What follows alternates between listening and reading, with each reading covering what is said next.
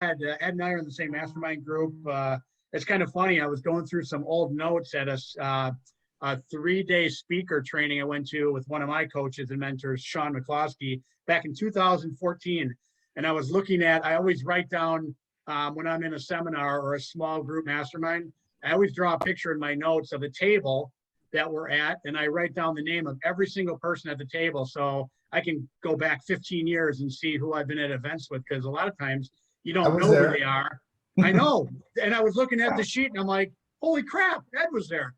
And yeah, and I didn't even remember that. I mean, Anthony Chara was sitting across the table from me. And, I think John Heyer was there. And so it was only 12 people in that group that day. But I just remember I think might have been one of the first times I met you, Ed, at that time. And so through over the years, we've kind of kept touch. And now we're in the same mastermind group together for about the last, 3 to 6 months. And what's cool about Ed and why I love bringing people in that are experts in a topic and they've been there and done that. And what's cool is, we've all heard people talk about rental property. We've all heard people talk about wholesaling and rehabbing. But what's cool is when you can hear a topic that is explained from a different perspective from a person doing it in a different area. And I think we know, having a rental property is probably 80% the same anywhere you go, but it's that 20% of the little nuggets or the little things that people do differently that are really what I look for when I start to see other speakers talk on the same subject matter. And so I'm excited for what Ed's doing. He's got a lot of great stuff going, and I'm excited to share them with you guys tonight. So Ed, the floor is yours. Awesome. Well, guys, thanks so much for sticking with me here over the next 3 hours as I get through this presentation. Only 3? Oh, okay. Well, we had till midnight. That's good. I got a couple of smiles. That was good. That's all I'm looking for, is just a couple. So that's awesome. Let me get my screen shared here. Let me get all squared away. Where am I at here? Okay. Chris, how's my audio? Sounds good. Awesome. Okay. Everybody see my screen?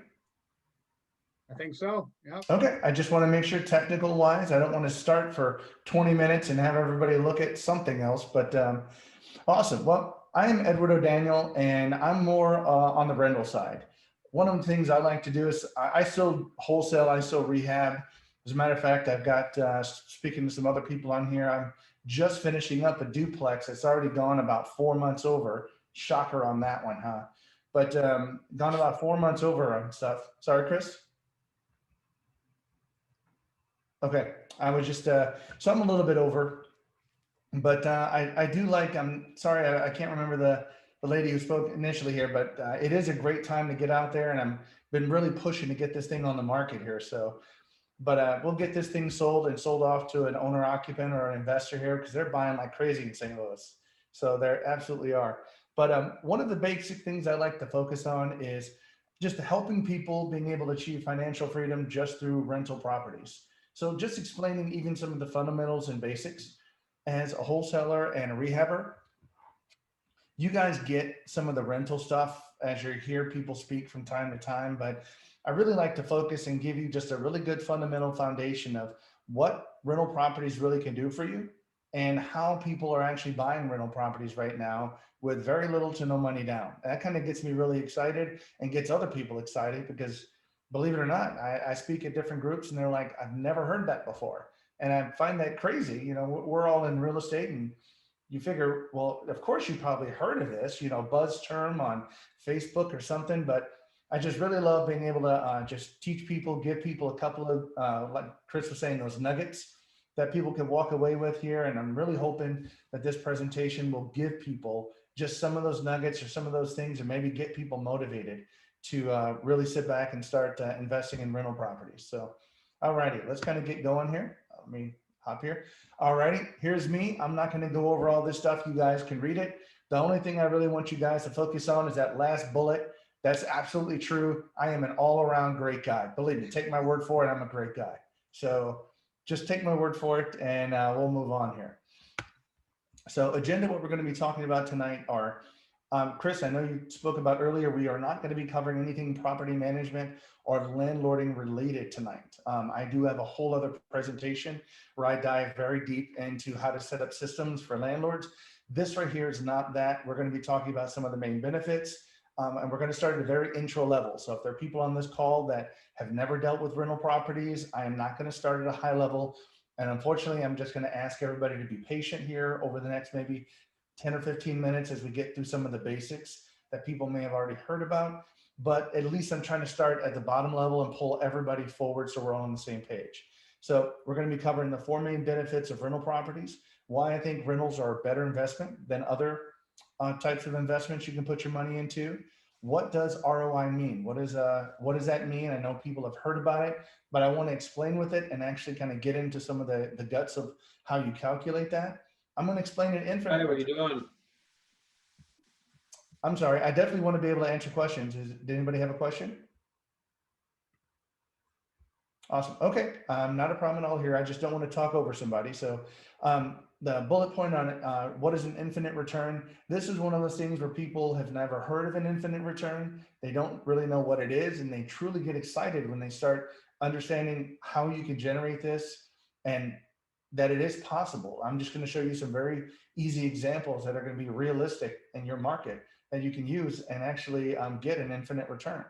And then I'm going to be covering what I call my special topic. Of course, I'm going to hold that to the very end to keep everybody on the webinar or on the meeting here tonight. So that's going to be a great topic here. You do not want to miss that. That's going to be, that's going to be great. So I can't work that up enough here. Let me get back over here. Okay. So again, beginning note, please bear with me here. We are going to come from the very basics and move forward. If you have any questions, please ask them. I'm a very big question and answer guy.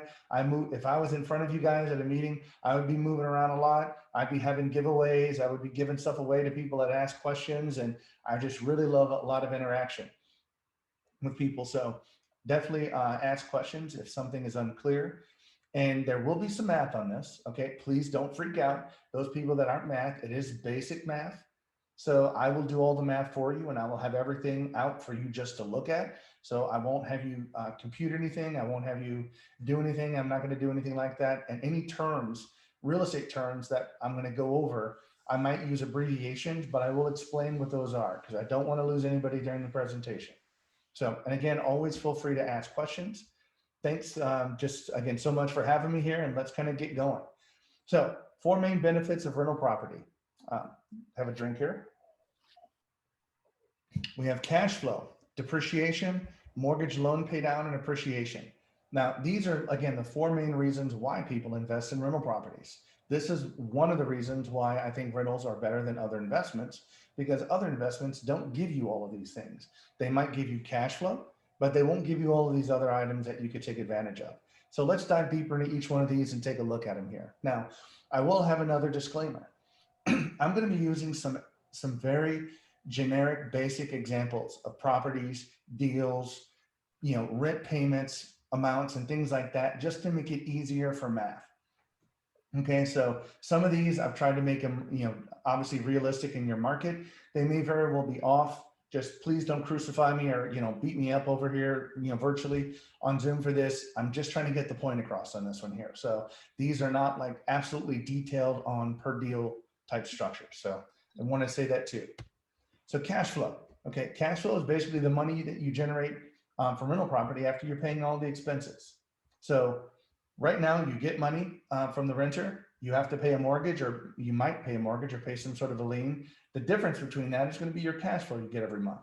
Now, here's one of the things that I want to introduce here is what I call the 1% rule. Now, I'm going to ask for a little bit of interaction here. How many people before this presentation have actually heard of the 1% rule when it comes to rental properties? Throw some stuff in the chat or put some stuff in there for that you guys have heard of that. Awesome.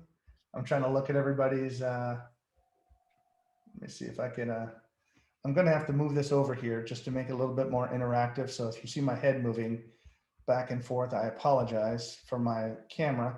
I just really want to see everybody here. Okay, good. Some thumbs up, awesome.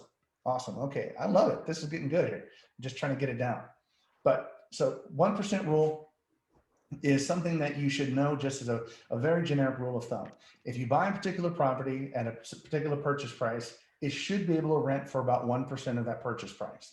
If it doesn't, you might want to look a little bit. Again, it's not an absolutely 100% bulletproof type formula. It's just a good sort of a good way of determining rent price and just making sure that those jive before you waste your time and really dive and do your due diligence on a property. So here's an example. You have a house that costs $100,000. The rents on that should be $1,000 a month or higher. Yeah. I mean, the 1% rule is a minimum. It's not necessarily a maximum. So at least 1% if it rents for higher. Sometimes in St. Louis, we have even 2%, properties that we have in our area, or even, up to 2.5, somewhere in there, believe it or not, for the properties that are being sold. That's why they're being sold so quickly in our market. But you have a loan on a payment that's $700. That includes your principal, interest, taxes, and insurance. Your cash flow in this is just simply going to be your payment of, your rent of $1,000 minus your payment. So $300 a month roughly is what you're going to make as your cash flow. Now, out of all the things that we're going to talk about, most people who are investors are going to be cash flow investors. That's one of the main reasons why they have rental properties, is that they want to generate monthly income. And of course, they want to have multiple properties, because multiple properties means now you have, in this example, that $300 a month multiplier times however many properties that you have. Of course, assuming that you don't have other costs, maintenance, and so forth. So one of the things I do want to point out, and we're going to go over, is that out of all the benefits that we're going to talk about here of rental properties, not everybody views these benefits the same. So I want to put that into your mind. Not everybody looks at cash flow the same as depreciation. There are people that actually choose one versus the other. So we're going to look at sort of how people prioritize that. Let me hop back over here, sorry. Depreciation.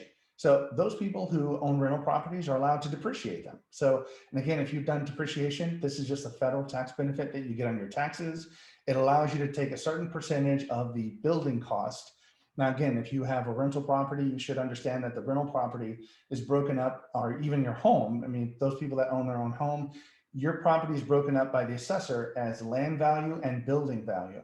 So those two numbers together add sort of a total value for the property, but you can only depreciate the building. You cannot depreciate land. And I'll just throw that out there as well, even though I don't have it on the slide here. But technically, the definition is just a reduction in the value of an asset with the passage of time, due in particular to wear and tear. Now, just to throw out another number here, the IRS does allow you to depreciate something over 27.5 years. Now, that's residential. If you get into commercial, those numbers change. So when you buy a rental property, you are buying the land, the building. I kind of did talk about that. So I'm repeating myself. Sorry, let's move on. Only rental properties get this benefit, not your personal residence. So that's another thing that you need to keep in mind as a benefit of rental property. You cannot depreciate your own home with that. You can only depreciate rental properties from that.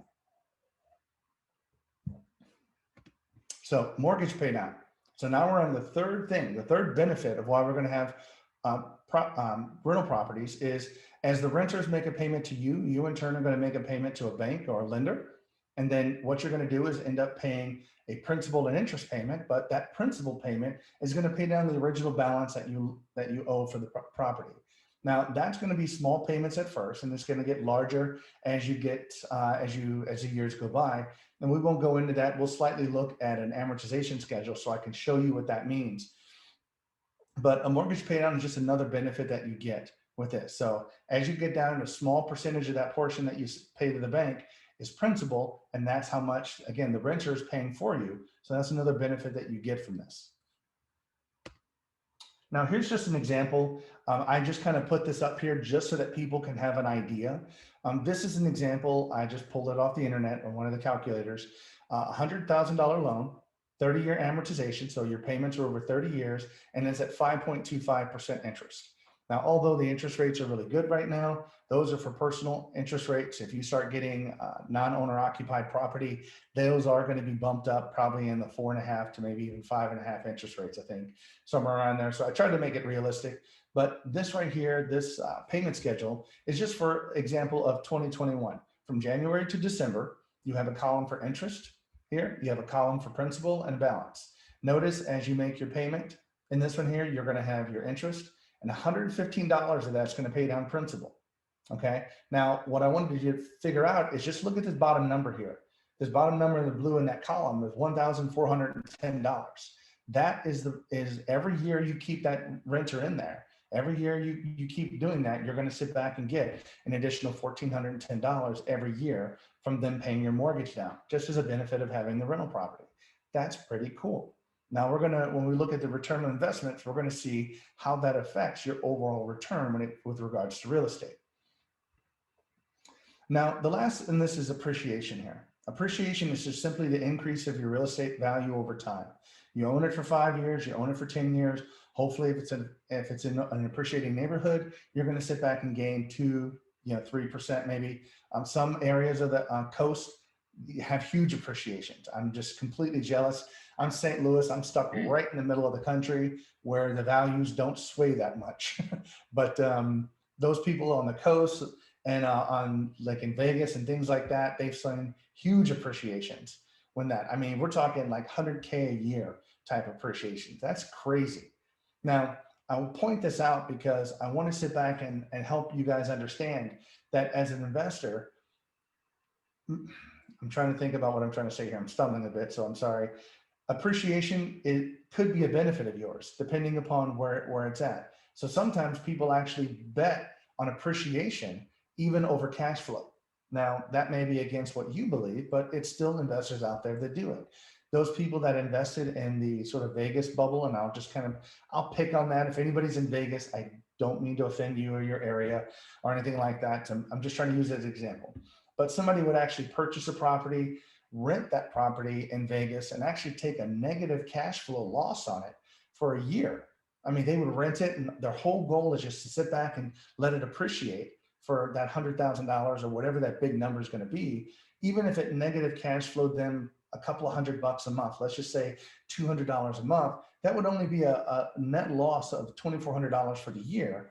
But if that property appreciates at 60, 80, or $100,000, it would simply just make sense to take the negative loss if you're going to sell it in a year when that tenant moves out and sell the property and just gain the appreciation. So I just use that as an example of all of these things are used in different ways. And I want you to be able to think about it as an investor. You can pick and choose which way you want to use them. Hey, So, Ed, question, Ed? yeah. Hey, man, question that came in from someone. What's your take on cost segregation and rapid depreciation? I am more of a cash flow investor myself. I mean, I'm just strictly, that's where I'm at.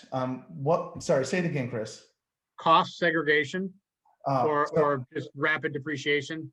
right. So I don't do that to myself. I used to do that in my rental properties in the beginning, coming over and have a chattel appraisal or something like that. You can, I mean, it is a forced down appreciation. The only problem with that is one of the benefits that I don't really get into is that you can take depreciation, but using some of the techniques you've heard about, if you roll it into your next deal, you can keep moving that tax basis forward. But if you continue to take all this depreciation, when you sell it, you will have to recapture that. So that's another thing. I'm sorry, I'm looking over here at you guys, but that's another thing that you have to keep in mind. So if your strategy is you want the most out of the property, you're going to keep it for say 5 years, you're not really going to keep it long-term, then sure, do the advanced depreciation, get all of that stuff down in 5 years, turn it, sell it, 1031 exchange it over into another property, and just keep pushing that forward if that's what you want to do. But I did it in the beginning, but it got to be too much trouble for me. So I stopped. Cool. So on this, any other questions, Chris? I'm sorry. I want to make sure we get them all. Nope, I'll jump in if I see other ones. That's good. Okay. So, I mean, and right now, if you do that, you just have to hire somebody that can come in and do an appraisal for your stuff and be able to segregate that, use that study, but you'll just have to get the appraisal that'll show all those numbers. But back to the benefits, I call this just a benefit priority. And I use this as an example, like the left over here, you see is a cash flow investor. So number one, a cash flow investor is going to be primarily concerned with cash flow. That is the 95% of the people that I deal with is people that are interested in cash flow. If it doesn't cash flow and it doesn't make the money every month, they're not interested. Completely understand. But now, what are some of the other importances of these other values? For instance, this one here, cash flow, then mortgage pay down, depreciation, but appreciation is at the very bottom. Why? I'll tell you in my area, appreciation's at the bottom because not all of our properties really appreciate very much. I mean, if you're buying a good solid rental, that rental may hold its value and it may go up a little bit if you can increase the rents, if that makes sense. Because you increase the rent, you can increase the value slightly. But appreciation is one of the last things in our area that people are primarily concerned with. You just, in our area in St. Louis, it's more or less, you're just going to get your money back out of it whenever you sell it. It's not going to lose value is my point. So people look at the other three values higher. Now, take somebody else who already makes a lot of money. People out here that doctors, lawyers, that they make a ton of money. They need tax breaks. They need money to offset the income they're making so they can reduce their tax basis. This is where depreciation on properties could be higher to them than cash flow because they're just trying not to pay so much taxes. And I'm just trying to give you an example of how investors use rental properties differently. So right now, if you're going to invest, just pick which ones are most important to you. And that's what you're really going to be concerned with. But again, high net worth investors, you've seen a lot of this stuff in the 1980s when people were trying to offset investors were really trying to put a lot of money into real estate, even though they lost money because of the tax benefits that they got. So that was really it in a nutshell, just the four main benefits. Hopefully, if you guys have never heard that before, it's a little bit enlightening. But now we're going to kind of go over why rentals are better than other investments. Well, like I said previously, you already have these main four benefits. That's already a killer benefit over something, another investment. Now, I'm going to talk about stocks. I got to ask, is there any stockbrokers in here? Anybody that's going to virtually smack me on this presentation? I'm not talking bad about stocks. I use it as an example on this one here, but let's move forward here. Hopefully I don't get too much, but one of the biggest advantages of rental properties is leverage. So real estate is one of the main only investments that you can get where people will actually loan you more money than what you need to purchase something to increase the magnitude of your initial investment. So with real estate, you can increase your money's buying power. A bank or lender will actually offer you a loan on a property with just a small, even up to 20% down payment. Some may be a little bit more. I've seen up to 25. But it allows an investor to have a small amount of money and buy lots more with it. So in this example, I'm just going to talk about stocks and real estate real quick. If you went to go buy a stock and you have $20,000 to invest, you can buy 20K worth of stocks. You know, there's no bank that I know of that you can go out and buy $100,000 worth of stock and have them give you an $80,000 loan against those stocks. I just haven't heard about it. Maybe somebody else has. So nobody's smacked me yet, so I can proceed. Awesome. Thank you, guys. So with real estate here, if you want to purchase a $100,000 property, you just need to put down a simple $20,000 down payment. So instead of buying $20,000 worth of stock, you can actually buy a $100,000 asset with that same $20,000 and get the other benefits that we talked about in the previous screen. So again, you're leveraging it and making 5 times more valuable. Your asset pool is 5 times more valuable with the same amount of money. So that's exciting. That's one of the things that real estate offers you that other options do not. Now, I'm going to cover return on investment here, ROI. How many people in here have ever heard of ROI, return on investments? Paul, got it. Melissa, awesome. Well, I mean, this is a common term. People hear ROI. What does it actually mean? How do you calculate it? Those people that do wholesales and rehabs, you know, you might get into it. If you're strictly wholesales, you might not get into this very much. You know, you're just looking to get your spread off of it and sell it and move on. But if you're dealing with rental properties, you definitely need to know what your return on investment is, at least from a high level. Now we're going to get down a little bit more to calculating. We're not going to calculate it here. I'm just going to show you where you can go to do things like an internal rate of return. So if you really want to get the total value of your real estate, you really need to use a calculator, and I'll give you a site where you can find some that will really generate your total internal rate of return that encompasses not only the money that you make from cash flow, but all the other benefits that we talked about. But let's just look at return on investment here and see how we figured this out. So ROI formula is pretty straightforward. We have your total amount of income minus your total expenses divided by your initial investment. Okay, and this is just a quick way to determine just what kind of a return are you going to be getting on something. So let's look at an example of stocks and real estate that we did earlier. Stocks, we have a $20,000 investment. We paid $20,000 for it. Now, I'm just average. This is where I said, don't beat me up with any of the stuff. You know, your stocks can give you 5 or 10% of on average return. Now, I know some people get higher ones depending on where you invest, but I'm just, for example's sake, I'm just saying 5 to 10%. But stocks can obviously lose value. You know, companies can go down, stock markets can change, things like that, and you can lose value. Other than your monthly or annual returns in stocks, really don't have any other benefits. I mean, those people that really invest in it, you know, I don't do options or anything like that, so I'm not necessarily talking about any of that stuff. But just straight out, if you want to buy a stock, you know, it could lose value, and besides just the cash flow that you get off of it or the increase in stock value, that's the only benefit that you get. Now, with real estate, you have a purchase price here. We're just going to continue to use this $100,000 example, but we have $100,000. We have initial investment of 20 grand, $20,000. Our total income, just using the 1% rule. Sorry, I keep looking over here and back at my camera, guys. Sorry. It's kind of still trying to get used to this virtual setup here, but our total income here is going to be our rent payments, which are going to be $1,000 based upon the 1% rule times 12. So we have $12,000 in total annual income. Our total expenses we looked at earlier were $700 for a total payment. Multiply that by 12, we get $8,400. That's how much you're spending out in your mortgages. Now, assuming we don't have any other maintenance or any other costs, again, I know that you'd have to factor some of those things in on this.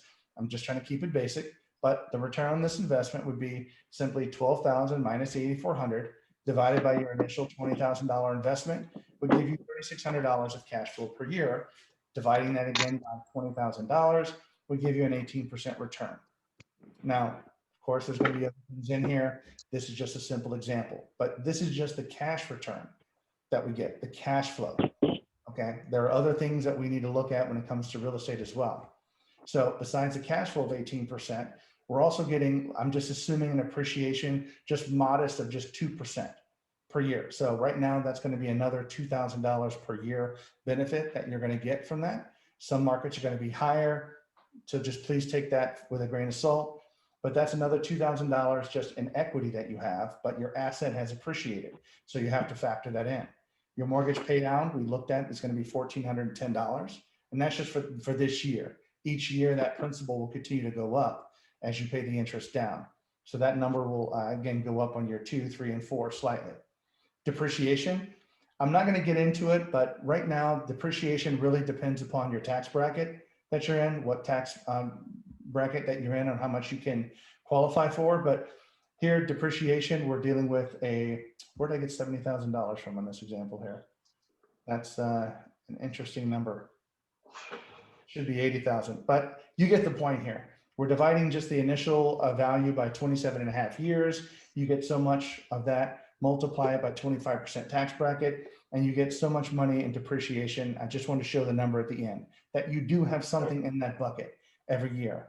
Now, if you really want to do your internal calculations with this, I didn't want to blow people's mind. People really get freaked out over math, but I just wanted to kind of show you, these are some of the other benefits that also increase the return on investment when you're doing rental properties and real estate. So if you ever want to use it, calculator.net is a good site that has a lot of mortgage calculators, loan calculations, and a whole bunch of other calculators outside of financial. So kind of blowing through here. Anybody have any questions over anything I've covered so far? I know we're kind of covering some of just the upfront basic stuff that people have heard of. We're going to get into a little bit more meaty stuff here. Just hang in there with me, but any questions? Everybody's still good. They're conscious. I don't see anybody passed over asleep, so that's awesome. Now, once we deal with ROI, we need to deal with an infinite return. I want to explain what that is here. This is the thing that really kind of gets you excited, because you're like, well, what is an infinite return? So I have to ask, how many people here know or have heard of what an infinite return is? Please, come on, just interact with me. Give me a thumbs up. Give me a something here. Just, okay, got it, good. Awesome. Okay, so getting about maybe half. Awesome. So let's go over what an infinite return is here. So on an infinite return, this is the ability, and we're relating this to real estate here, the ability for you to make money with rental property without having or getting all of the money back that you invested in the property. That's what having an infinite return is. You actually get a piece of property where you have zero initial investment in there. Remember that return, the return on investment calculations, the ROI, where we actually figured out the initial investment here. And if we take a look here at this last bullet, that's another copy of the previous slide that we had. So this $20,000 is what we had initially to calculate our rate of return. Well, what if that $20,000 kept getting less? What if it kept, what would our investments do? Now, I'm going to go over this here and just say that infinite return really kind of goes back from a mathematical perspective of infinity and things like that. I'm not going to blow your mind and deal with math stuff here, but I did want to at least sit back and show you guys just a simple way of doing this. So we have the ROI calculation up on top. That's the same thing that we just showed you a few slides ago. And all we're doing is taking that same thing that we've already saw here, that very top bullet where we're dealing with 20,000 at 18%, and then just doing that same value where we keep reducing the amount of your initial investment. So instead of 20,000, what if you can buy it with 10,000? Now your rates of return to 36%. You know, if you're that good and you only got $5,000 in it, 72. And as you see, as that number goes down by half, basically your percentage rate doubles. So this is sort of that mathematical formula that as you keep going down further and further, and that's what this sort of red arrow is supposed to indicate, as you keep going down that direction, that percentage number is going to get to an infinite amount. Okay. And eventually, of course, if you get down to having zero money in there, obviously, if you've ever tried that, if you haven't, I would suggest it. If you ever have a calculator and you try to divide by zero, what happens? You get an error. It's a divide by zero error. So you can't do it. So, but that is what having an infinite return means in this type of thing, this total investment area down here that you're dividing by. If you get all of your money back here, and I'm going to just give some examples and show you guys what to look for and how you guys can do this, you can have an infinite return. And this is the thing that just gets exciting because you're just like, these deals are out there. If you guys are in your area and you're wholesalers and you're looking at deals, those deals that you probably got the most money from, that wholesale deal that you really made a good amount of money on, you've just found a really great deal, you could have probably converted that to one of these type transactions and turned it into a rental property and kept it for yourself. So something you might want to think about if you guys are wholesaling, to maybe keep one out of every 15, one out of every 20 of those sweet deals and just start building your rental portfolio. Just a thought. But okay, so now here on an infinite return, imagine purchasing rental properties where you're able to do the following. You have little to no money invested. You have positive cash flow each month from the property because we're all going to be cash flow investors. You have at least 20% equity in the property. And remember, I'm just using that $100,000 example where you're putting a 20% down payment. So you're going to have that 20% equity in the property because you're going to be getting all your money back. So if this was the case here, how many rental properties would you buy? Just go ahead and shout it out. Infinite. An infinite amount. Exactly. As many as you can get your hands on. So why would you not?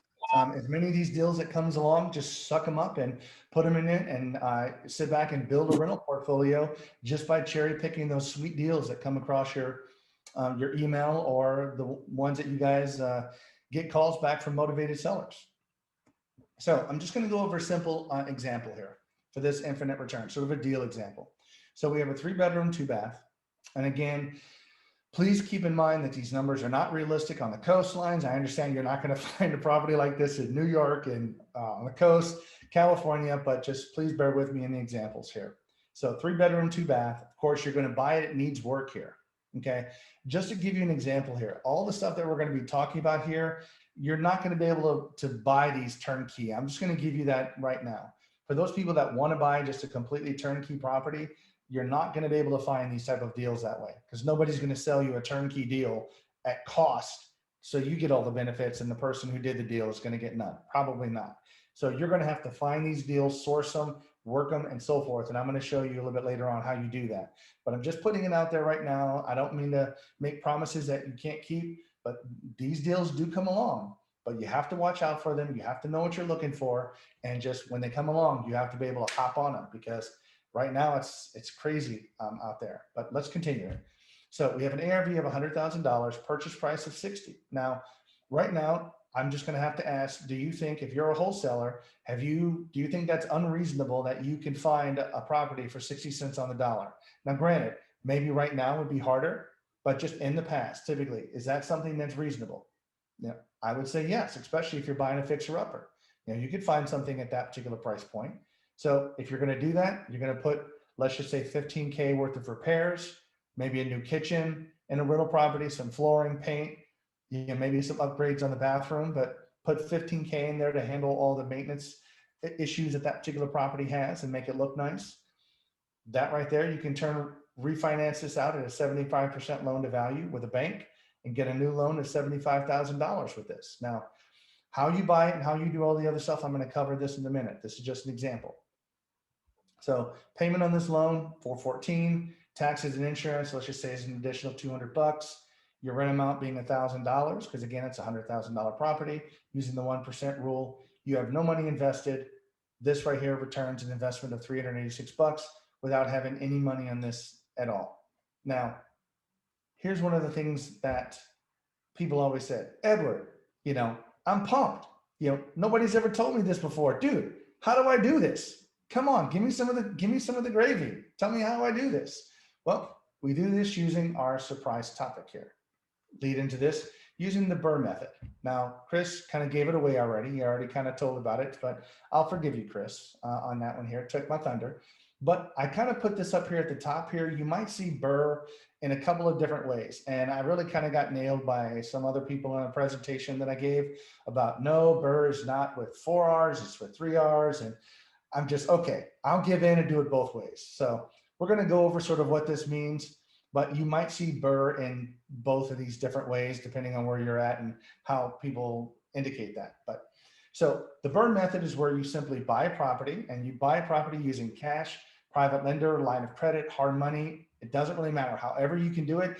If you've got credit cards that you can take a cash advance on, I've seen even people use cash advance on credit cards right now to sit back and purchase a property. And of course, you're going to have some larger interest rates and things like that on the property. But the whole point of this is you're only going to be doing this for a few months and then refinance. So the holding costs aren't going to be that loud. So with this, we're going to have a rehab. So once you buy it, we're going to renovate the property, make it rent ready, rent it, find a renter, put them in place. And now at this particular point, once this has happened, now you have an asset that's generating money. Once it's generating money, then of course the banks are going to love it for you to sit back and talk to you, because now you've got a cash flow generating asset, something that they would love to lend money on. Now, because you've already financed this property using a line of credit, cash, private lender, hard money, again, whatever you do, this is simply going to be a cash out refinance. So you're simply going to refinance the property, get all of your money back. Now, hopefully, if you do your numbers right, and you do all your calculations right, which we're going to talk about, you're going to get 100% of your money back. Or in the worst case, you may have a little bit of money still left in on the deal. But still, it's not going to be that bad because your return is going to be pretty high. Now, that last final R is the repeat. And once you do this and you refinance and you've got a property, why would you not want to use the same method to do it over and over again? If you have those credit cards that you can do cash advances on, you have a line of credit that you could pull from, why not just simply do this over and over again? The biggest thing is just make sure that you have a refinance partner.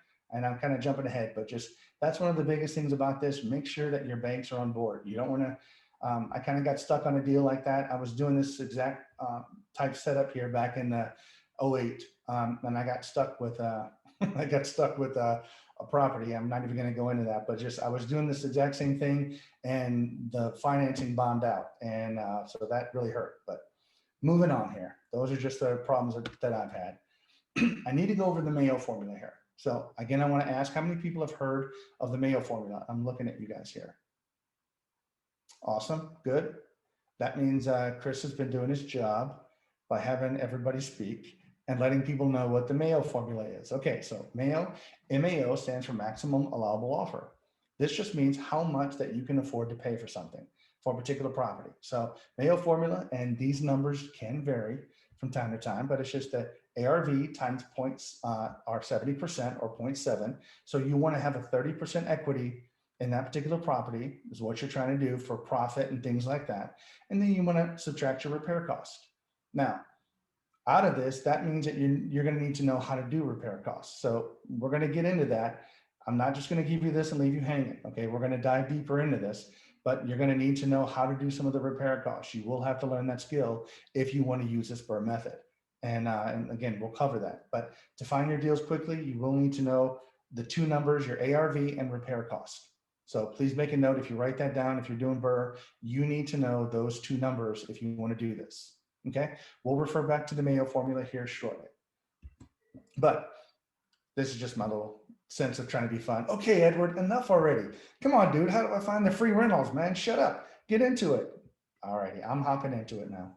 So how do you process a BRRRR deal? How do you find these things? That's another thing that people always complain about. How do you find them?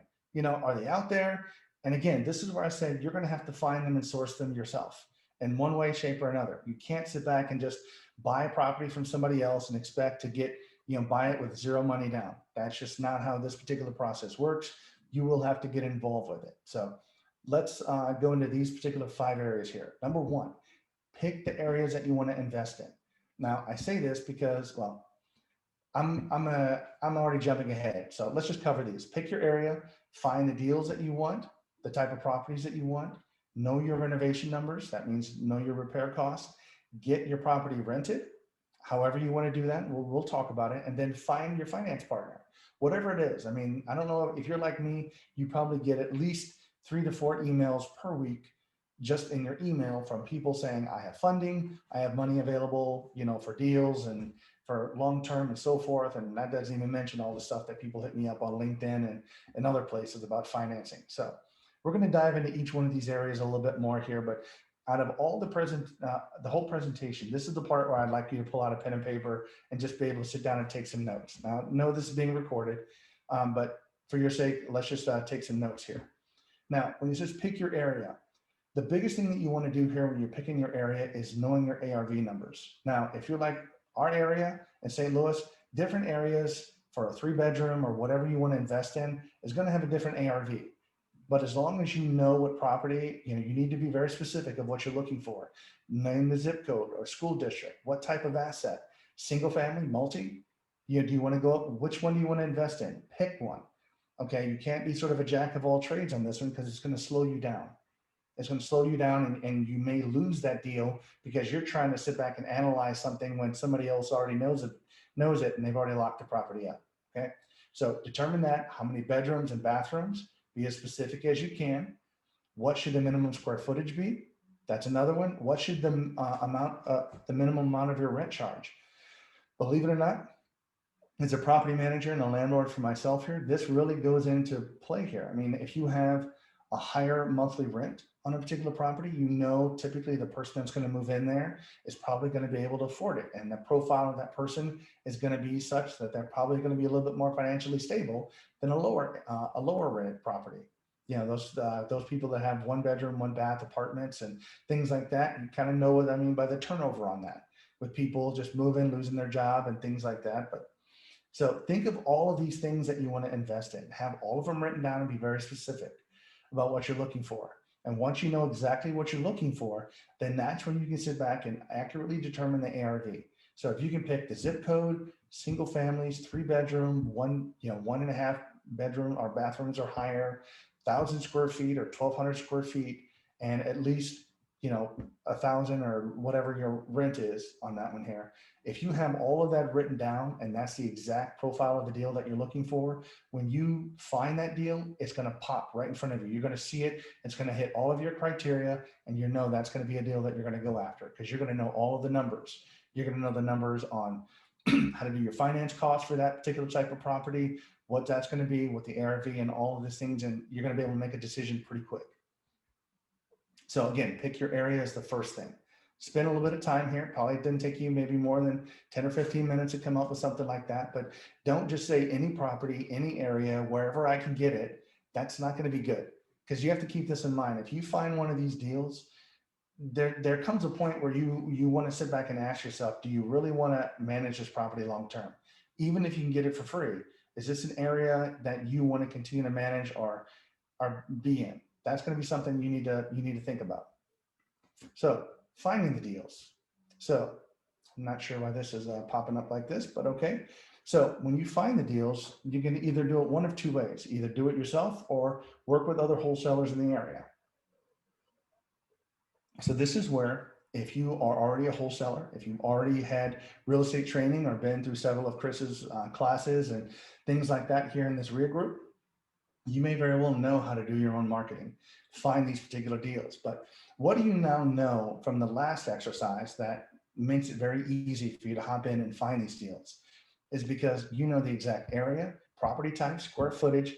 Just think, if those people that understand what I'm talking about here, if you bought a list or something like that from somebody over just those specific properties, it would probably be a much smaller list that you're trying to target than just a generic whole blast of an entire area of a certain number of bedrooms and so forth. So you're being a little bit more laser focused on this when you're targeting these properties because you already have your qualifications of what you're looking for. So if you can do it yourself, great. If those people are here on the call that you are like, okay, I don't know how to do that. I've never done direct mail. I wouldn't even know where to start. I don't want to even learn that skill. That's perfectly fine. There are bird deals that we find here from wholesalers actually in our area. So find out who the wholesalers are. If that's the case, find out, let them know what you're looking for. And I'm not saying you're looking to find a bird deal. Please don't say that. Just simply let a wholesaler know, hey, I'm looking in this area for 3-bedroom, 1.5 baths, so much square feet or above, and then boom, they can put you on their email list and send you any of the deals that they get. That way, these wholesalers are doing the deal for you, and they're going to bring the deal to you. Now, one of the things that again, get all this stuff out here. One of the things I do want to let you know that if you do not do it yourself, or let's just say it like this, if you do it yourself, you will be able to buy a cheaper property. If you use a wholesaler, you understand that there's going to be an additional fee attached to you not having to do anything, and that's going to be that wholesale fee that gets added. So if you go back and I don't want to go back all the way to the Mayo Formula, but if you look at that Mayo Formula, you're going to have to account for an additional wholesale fee inside of that formula to do all of your calculations. So please factor that in. Wholesalers definitely want to get paid too. I understand. And that's going to cost you some money. But that's another good way of finding leads. If you're working a full-time job, that's a good way to stretch out and reach out and find everybody, get on everybody's list, start looking at some of the Facebook groups where people start putting deals out there, and that'll be a great place for you to source and find deals. But again, when they pop up, you have to know what you're looking for, because if it's a good deal, somebody else is going to snatch it too. So moving on here to knowing your numbers, this just goes back to knowing your repair cost. So you're going to have to get familiar with this, whether you do it yourself or you do it with a wholesaler. You will have to understand renovation costs.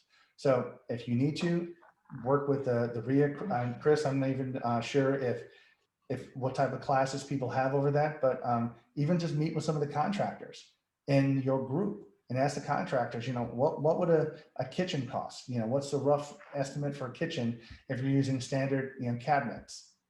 That would be something you want to know if you need a whole new kitchen, or what is the cost per flooring, maybe to redo hardwood floors, or to put laminates down, or to put carpet in. These are all numbers. If you just deal with the per square foot cost, it gives you an idea to scale up. A 1,200 square foot home, you just simply multiply the square foot that you're putting down, and now you can generate numbers pretty quickly here. Okay, I'm sure with Chris, do you guys even have a repair estimator at your group, or something that they could use as a resource? Absolutely. Yep. Repair Okay, smart sheet. awesome. So just look at Chris and use his repair estimator if you want to put costs in, but that at least will let you know what you need to put in there. Now, if you get something from a wholesaler, most of the time in the wholesale package that they send you, they're going to send you a link to pictures, or they're going to have pictures included, and they're going to have more than enough for you to be able to sit back and analyze it. But you're going to need to be able to look at pictures and see whether or not you're going to keep that kitchen, or need flooring, or stuff's going to need to be painted, or whatever else needs to be done. The wholesalers are pretty good about taking pictures of all the major systems so that you can see what they are, so that you can be able to accommodate for prices without necessarily having to go on site. Okay, so knowing your numbers is another big one that you need to do. That's another skill that you need to learn if you're going to be able to do this. Now, besides that, you're going to need, once you get the property, again, think about BRRRR.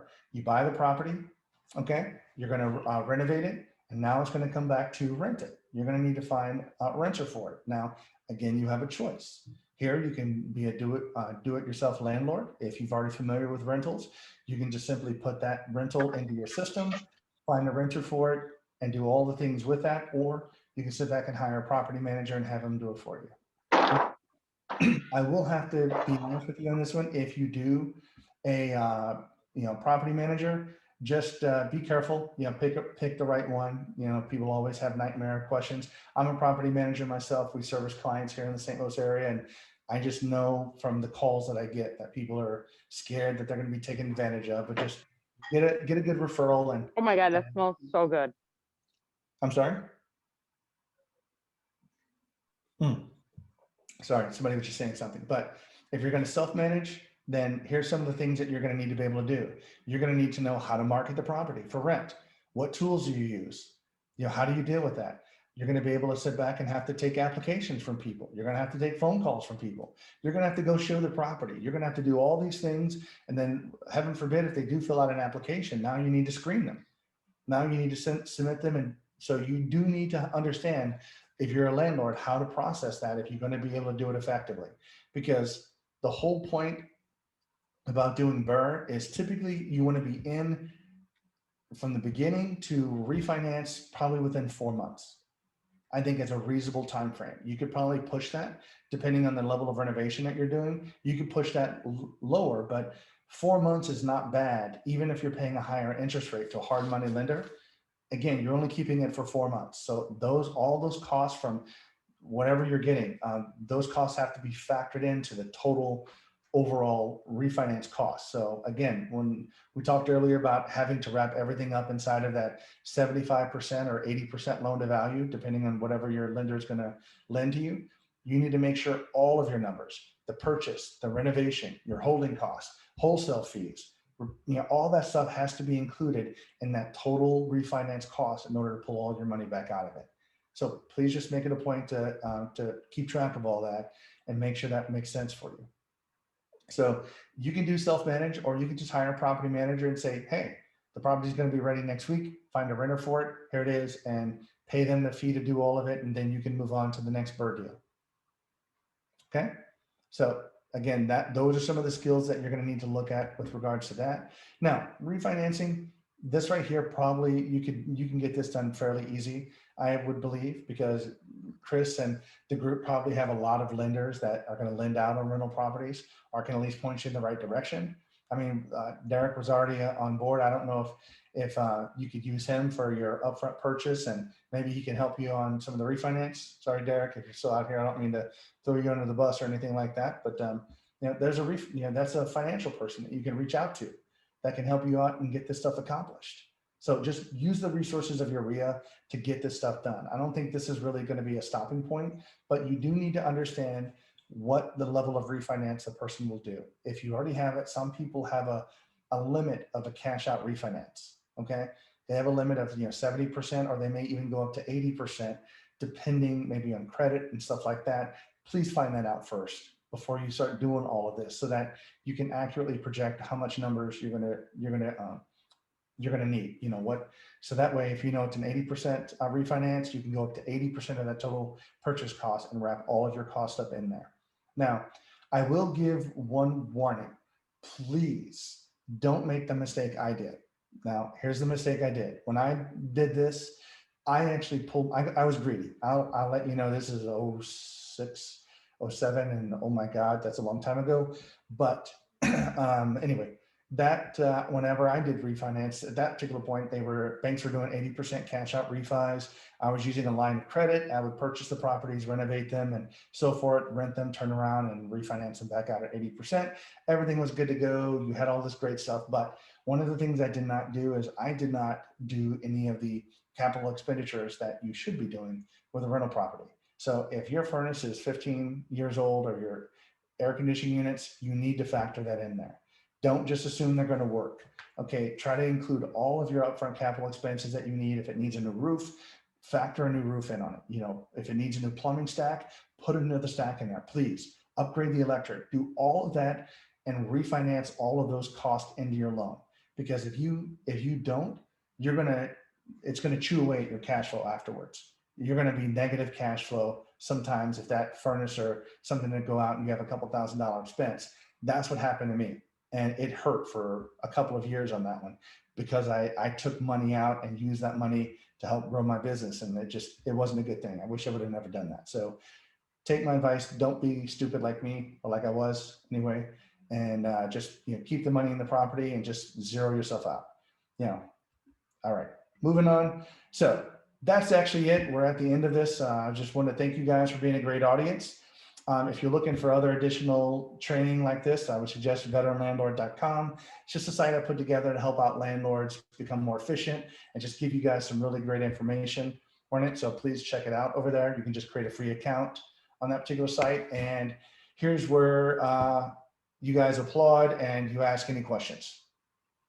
Yay! Yeah, I know there's questions for sure. Thank you, Ed. And you guys can just unmute a specific question.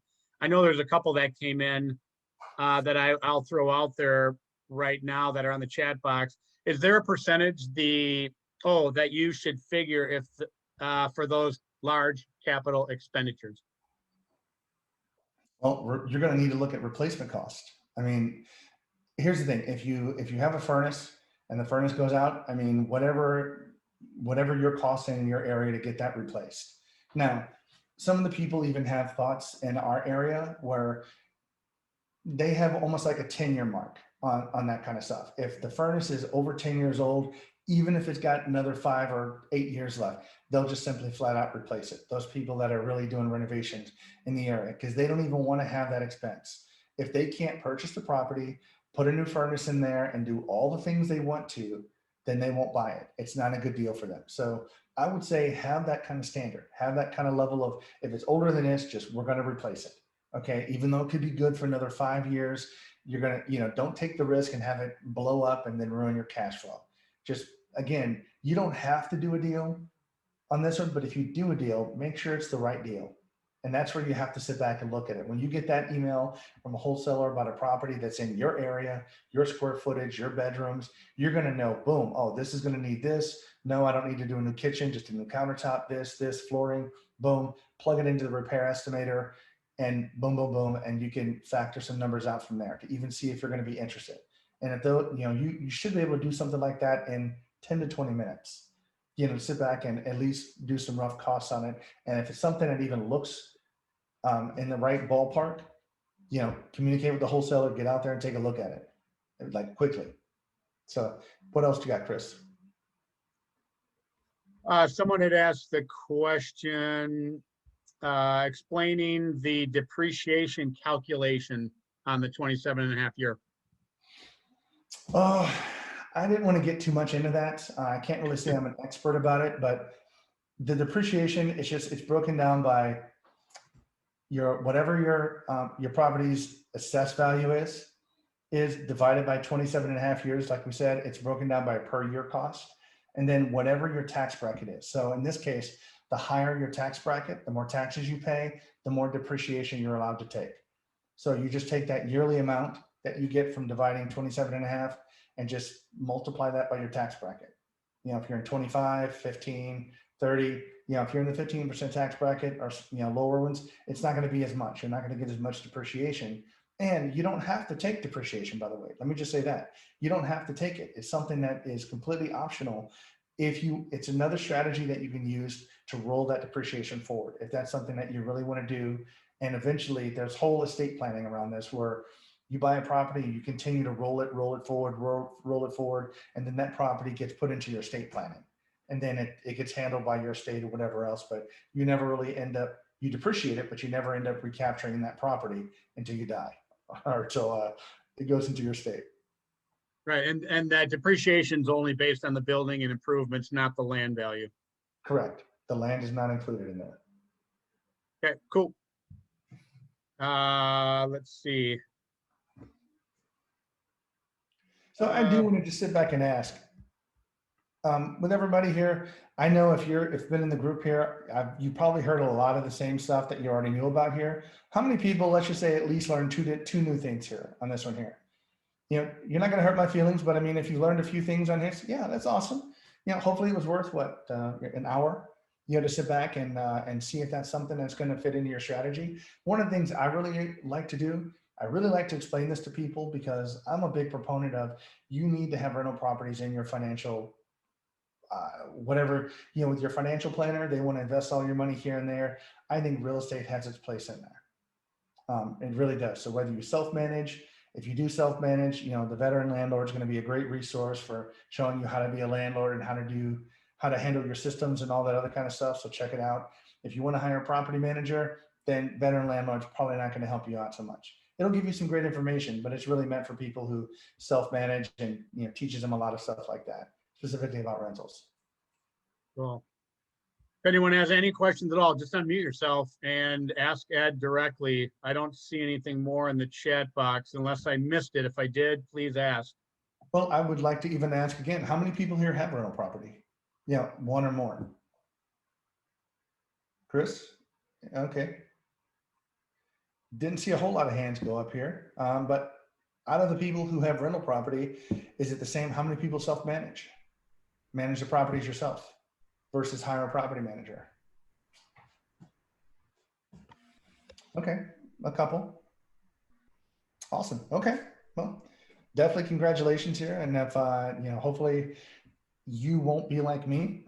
Like I said, I've made a lot of mistakes in rentals. I got into real estate, buying a rental property. That was my first deal.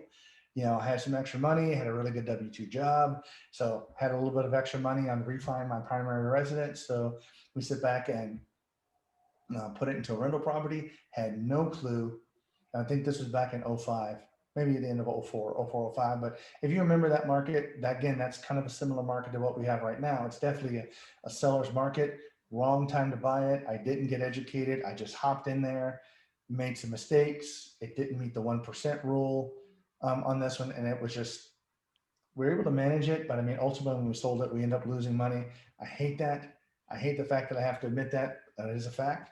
But I just don't want to see anybody else do that. There's a lot of other resources out there that you can go to understand some just basic fundamentals to make sure it's the right deal. Even if you've never heard of the 1% rule and you learned about it here, now you have a valuable tool that you can go out and evaluate a rental property. Because one of the things that don't make sense is, I think I remember, it was nuts. I was seeing a property in Florida.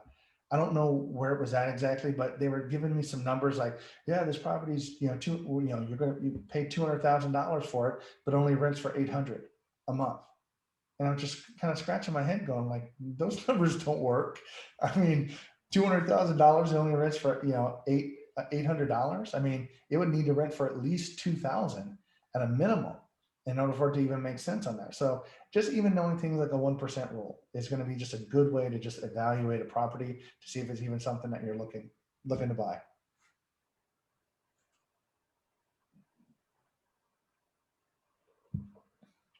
All right. Anything else? Anybody? I have a Oh, question. okay. Is that right? You bet. Go for it, Greg. Okay, so if you had $50,000 in cash, would you be better off putting that down on a $100,000 property or buying $200,000 properties and putting 25 on each? Yeah, that's the first question I have. Well, I think that's actually, Greg, is a great question here, but this kind of opens up another can of worms. And forgive me if I'm looking at you over here, but it opens up another can of worms where you're sitting back and looking at investment strategies and your personal opinions here. Let me kind of give you an example here. If you have the ability to completely pay for your house and live absolutely free, or get a whatever, I think the interest rates, 2.5% interest rate, 30-year on a locked term here, what would be better for you? Would it be better for you to put all of your, let's just say it's a $100,000 house, $100,000 to purchase a property free and clear? You never have to worry about it. You just pay taxes on it, or you pay 2.5% loan, get a loan on that particular property, then use the $80,000 example, the money left over, to make more than 2.5%. Yeah, it's a personal preference. There's, people go back and forth with this. That's why I said it's really more of a judgment call. Ultimately, if you're buying properties for being a landlord, my goal is to just own the properties free and clear. So even though you can get a property using a BRRRR method, now what you have to sit back and say, okay, you got a particular property. Now, ultimately, the goal would be, wouldn't it be great if you got all these properties paid for, paid down, and then at some point in the future, you can do other strategies. I'm not going to get into, like I said, it's a financial question and it's a personal preference, Greg. That's what I mean. But ultimately, it goes back to, what are you looking to achieve? Okay, so So so tell me you about what you would want to do with it, Greg. so the second part of my question was almost exactly what you touched on, Mhm. is because I hear about this BRRRR strategy of getting your money back out and leverage yourself as high as you can, 75%, 80%, which seemed like it was great in the past, but now, depending on what kind of tenants you have in this economy, with people not having to, they think they don't have to pay rent. Mhm. You start getting a little nervous if you're leveraged too high and all of a sudden you got a couple tenants, or if you have a single family property and that's the only tenant you have, now that person isn't able to pay rent and you're Yeah. leveraged pretty high. Do you start getting a little nervous leveraging yourself that high with that BRRRR method, that BRRRR strategy? Right. So let's talk about that here, because those people that have rental properties here, I kind of touched on this earlier, but it goes back to the type of properties that you have. Now, besides being a property manager, I actually own and run St. Louis Property Management here in the St. Louis area. So we actually have our own brokerage and run our property management, but I'm not going to get into it. But this is what I deal with every day. So you have inside of that whole process of all these properties, you have people that were affected by COVID and people who were not affected by COVID. So believe it or not, one of the things that happened is we did have a lot of people whose jobs were affected. But those people, I'm just going to try to say this as politely as I can. The lower rent properties are the ones where we had COVID problems, because those are the people who had waitress, bartenders, service related jobs that were dependent upon those jobs that were affected by COVID. Now, if you went and you said, okay, all of my properties, again, if your qualifications for minimum rent would be like, just say $1,200 or $1,500, well, that's a different class of property. Now, the person that's going to be able to afford that is probably going to be somebody who has an educated job, who has a skill, and those jobs were not really affected by COVID, at least from a financial perspective. They were affected in that they had to work from home, but they weren't really affected in that I've seen. Those people continue to pay their rent every time on month because they're more financially stable than the other people. Okay, because of the job type. COVID really affected certain types of jobs. So this is where, if you want to have the higher priced houses, now the person that you're going to get in there is going to be, again, have more of an educated job or things like that, where they're going to be a little bit more financially stable. So that goes back to the type of property that you're looking to buy. So hopefully that can help you out, Greg. Yeah, thank you. But I get that a lot with this. It's just, what about, your leverage, the tenant doesn't pay. And, then if you don't make a payment, that's going to affect you. That's going to affect my credit. Would it lead to foreclosure? I don't know. It could start draining your savings. These are all things that make people worry. But if you go back, it goes back to your purchasing type of property and then doing correct tenant screening. Okay, this is where tenant screening is going to be huge. I can't really stress it enough. And if you guys ever want to do that, and I didn't have it in the presentation, I created something called the Tenant Screening Handbook, and it's free. It's out there on the Veteran Landlord if you guys want to log into it. I mean, it's like 52 pages of a lot of stuff. If you want to interested in processing your own applications, what you should look for, how should you build your qualifications, but the tenant screening part is critical. You need to make sure they make enough money. And even in COVID, that amount of money, typically, we're going to be around 3 times the monthly rent here in St. Louis, and probably going to be the same in your area, but that may go to 3.5 or 4 times during COVID. You may be looking for people that make a little bit more money to make sure that you find somebody a little bit more financially stable to move into your home. Now, it might stay vacant longer because you're looking for a stronger tenant, but that's just something, me personally, as a landlord, my opinion is I'd much rather leave it vacant than put a bad person in there.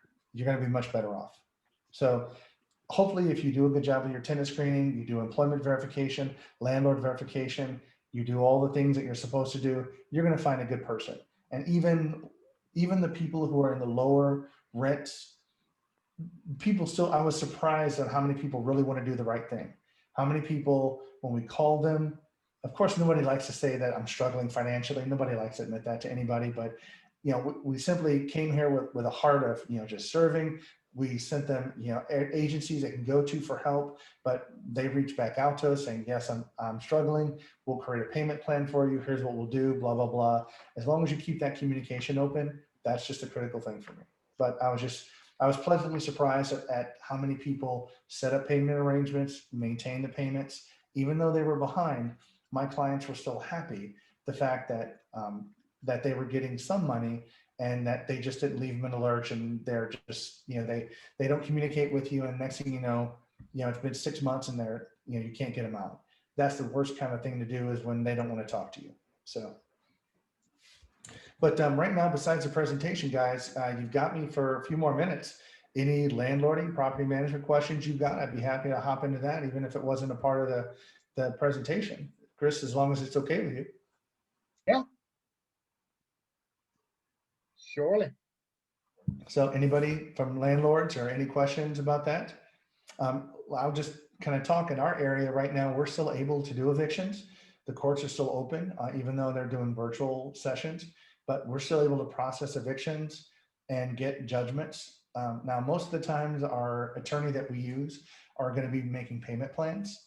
So they're going to be working and trying to use local organizations that have CARES Act money at the time, but they're trying to work with those people to get them caught up and so forth. But the only problem is that out of the 3 major areas that we've got, only one of them are still putting people out. So we still do have an area, our large county, that the sheriffs are still going out there saying, you got to go. But the other 2 major areas are sort of our city area and a sort of surrounding county area still has not gotten on board with that. So the sheriff's office to do all the executions are not open, but we can still process evictions. And we've actually did that in January. My thought behind it, that I'll just give to you guys, was here soon, we're going to be seeing some more stimulus money sent out to people. And if you remember, February is when people are able to apply electronically and get their tax returns back. So this is the month that kind of worries me, because I don't want the people who are in the units that we've been trying to do payment plans with and they haven't stuck with it. I don't want them to be able to just sit back and take all of that money and leave my client, or in this case, leave you sort of in a lurch and just being able to move into another property and now have the money to move when, they still owe you money. So how do you tether them in a sense to you to make it impossible for them to go rent someplace decent? It would be to put them into eviction. I mean, most people are going to definitely, in this era, they're going to, if you're an eviction, it's an automatic no. I mean, I know property managers that if you have any eviction, I don't care if it was 8 years ago, it's a no. If you have any eviction whatsoever, even though you've had the last 5 or 8 years have been great rental history, it's a no. I don't even want to deal with you. And that's just their requirements. I mean, evictions aren't covered under the Fair Housing Act. So that's something that you could put out there as one of your qualifications. Hey, if you have an eviction, you're a no. Don't even bother applying. So that could be one of your qualifying questions whenever somebody tries to rent from you, is if you've been evicted, don't bother applying. So again, we put people into eviction here in January because we wanted to make sure their name got in the courts, and they had to pay my clients first. Now, we tried to tell them, we communicated with them, and we tried to set up payment plans, and eventually we said, hey, we have no choice but to put you in eviction at this point, and all this is going to do is just, you're going to work out a payment plan with the courts. So please go to the courts, work out a payment plan, but now it's a court issued payment plan, not just a personal one that we've developed with them. And they're much more prone to stick to that if you have something that's court issued. So, and of course, they'll try to work with any local agencies to help get funding for them. But that way, if they ever try to move or fill out an application when they get additional monies, they're going to look and they go, I'm not going to move you into my unit. You're being evicted from the one you're just at. You're not paying them. You're going to move in and pay me. I don't want you to be my headache. So the answer is no. And then what that means is that they're going to have to sit back and use that money, hopefully, to pay you and get caught up on rent, because we did tell them, as long as you paid the balance due, then we'll just satisfy your eviction, and it'll still be on your record, but it'll just be listed as satisfied.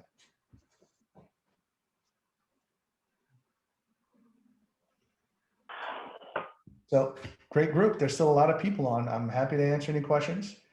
When you speak of clients, who are you referring to?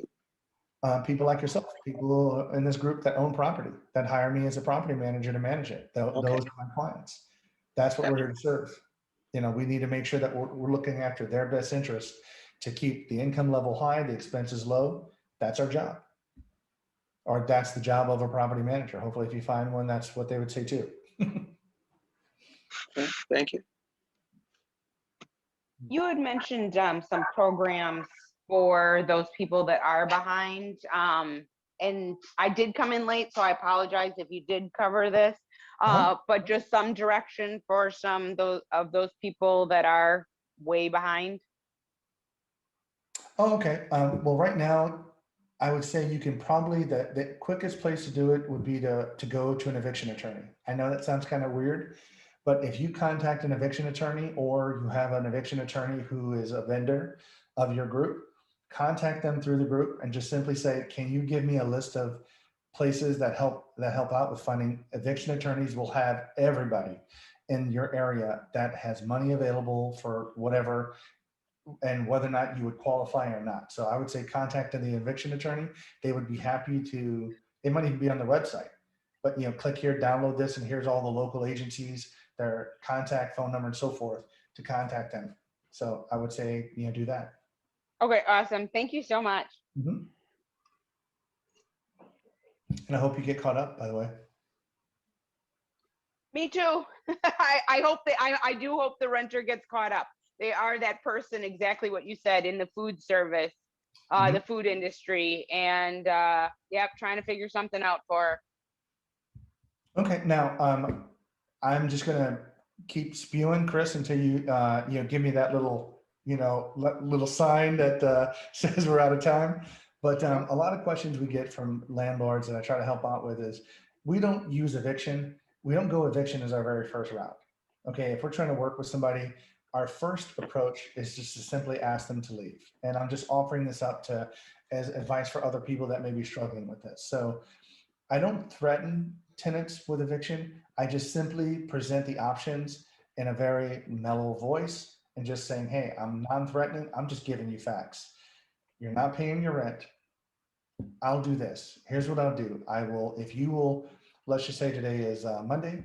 Let's just say if you're out and I can meet you on Thursday morning at 9 o'clock to get the keys, you will sign a lease termination agreement that says your lease is hereby terminated and you will no longer at that point be responsible for the rental unit. You give me the keys, you move out.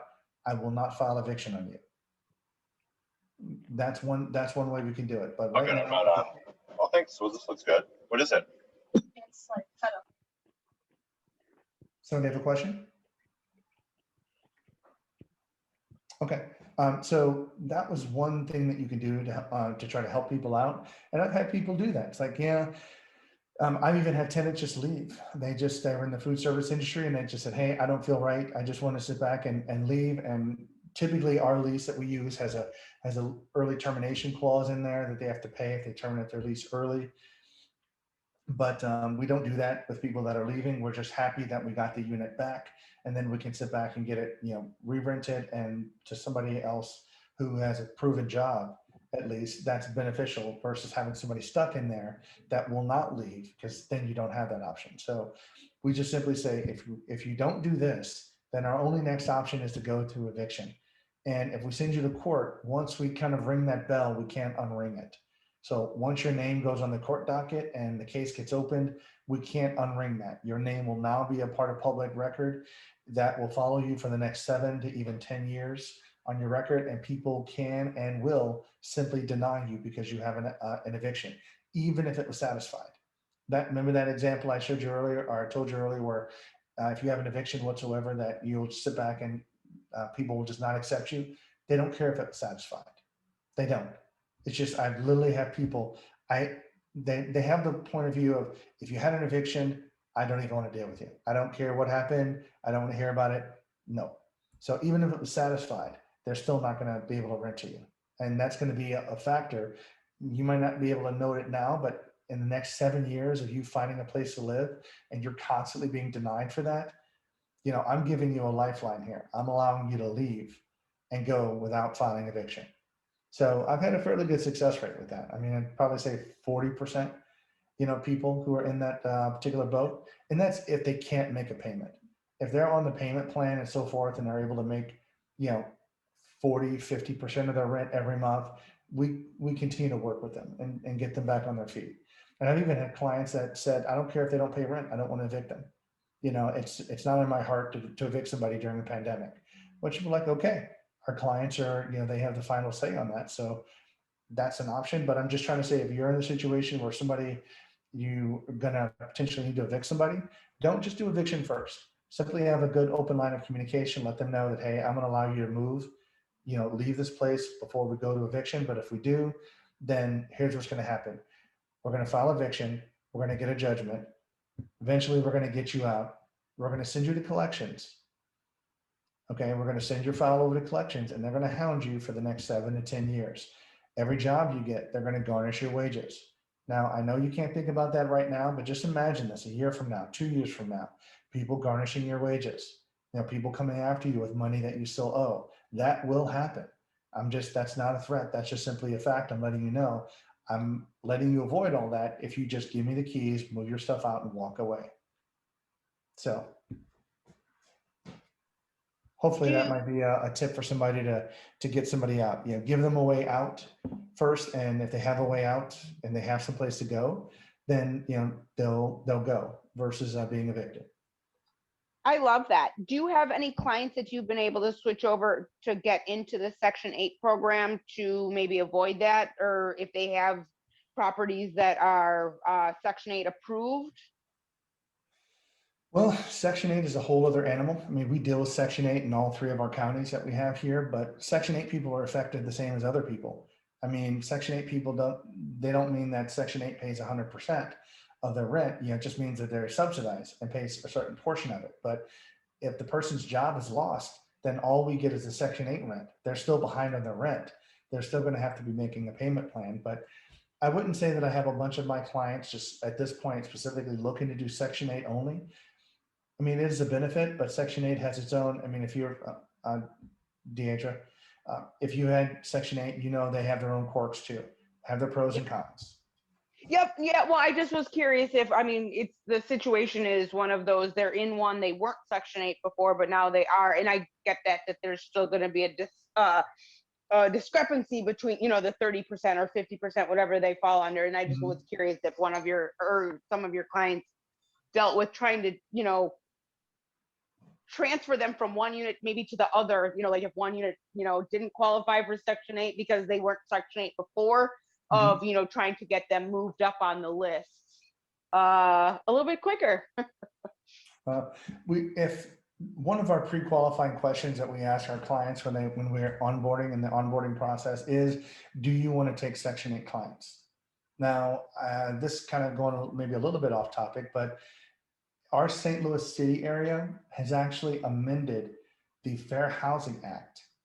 Okay, if everybody knows Fair Housing Law, Fair Housing Act, to include Section 8 as a discriminated class. So in our city area, it is literally illegal for us to say we don't take Section 8. So I'm just saying, I don't know if your area is like that. There's becoming more and more areas where they're trying to take Section 8. But I mean, in certain areas we just have to. But ultimately, we ask our clients, do you want to deal with Section 8 or take Section 8? And a lot of people just say, I don't care. I just want to find a good renter for it, and that's it. And I'll leave it up to you. Like, okay. But some people have strong words. No, I don't want to take Section 8. I only want to do market renters because they've already had bad experiences. But it's a great question. We offer all that up to our clients in the beginning. And when it comes up for rent, it's open for everybody. We market everywhere. Now, if it's not Section 8 approved, we have to be careful of what area it's in. But, we'll actually put in our marketing description, Section 8 not allowed for this property. Just like we also put in there if pets aren't allowed. For instance, I know pets is another one that we ask our clients, do you allow pets? So again, I know we're kind of getting into the landlord side, but if they say no, I don't want any pets in the property, It does limit the pool, especially if it's a single family house and you've got a nice fenced backyard. You know, people love their animals and they certainly do, love them like children. So, and they'll pay for them. But if our clients say no, then that's the answer. So we have to put in the marketing description that, you know, it's not pet friendly or, you know, no pets allowed, just so that people know that when they look at the listing. Great questions. Anything else coming on here? Do a brain dump. Give me questions. You sucked them dry. You answered it all, man. I'm sorry. Can we scoot back 15 minutes and let's start over? No, it's all good. And well, it's exactly 8 o'clock and sounds like the questions have been tapped. But yeah, no, I really appreciate you coming out. And like I said, I always love what other folks are doing from around the country. And it's just those little extra different things from a different perspective sometimes, all you need to really, you know, light a fire. Well, I tell you what, guys, thanks so much. I appreciate it for letting me just come out virtually into your homes and just see everybody. I really love the fact that everybody has their videos on, or a good portion of them do. So Chris, make a note of everybody without the video, and you're going to have to ban them from the group, like you said, because hey, Oh, we've identified them. Yes. No, all good. that's it. Membership denied, canceled. Sorry. Revoked. Well, Ed, thank you so much for coming out tonight. I have no doubt people pulled value from it, and thank you for giving us time tonight. Not a problem at all here. Again, I'm like you, Chris. I don't mind sitting through an hour. If I can just get 1 or 2 pieces of information that's going to help me, man, that's what being again, the no pun, but the veteran landlord, to get to be a veteran landlord, you know, you sit back and accumulate a lot of these nuggets that you hear, and that helps you make a really good business. So that's why we keep coming out. thanks so much, guys. All right, man. Have a great week, bud. Thank you. Well, see everybody. Have a great Bye-bye. week. Stay warm. Stay warm.